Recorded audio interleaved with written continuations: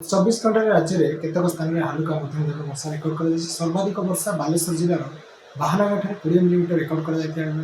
बौद्ध Kantamal पाखापाखि 18 millimetre record कर आम सर्वोच्च दिन तापमात्रा नयगढ़ में 37 डिग्री सेल्सियस रेकर्ड कर सहित केतक स्थान में आम 36 डिग्री कि अधिक तापमात्रा रेकर्ड होती भुवनेश्वर गत काली तापमात्रा 35.7 डिग्री सेल्सियस रेकर्ड होती कटक में पाखापाखि 34.6 डिग्री सेल्सियस रेकर्ड कर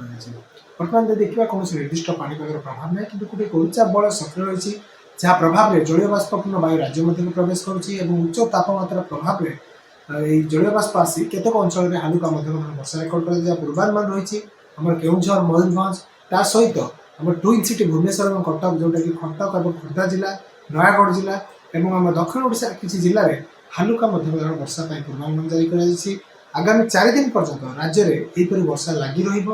दिन तापमात्रा दिन और राति तापमात्रा विशेष परिवर्तन होबार संभावना ना कि परवर्ती समय जोटा कि आम पाखापाखि 11 तारीख पर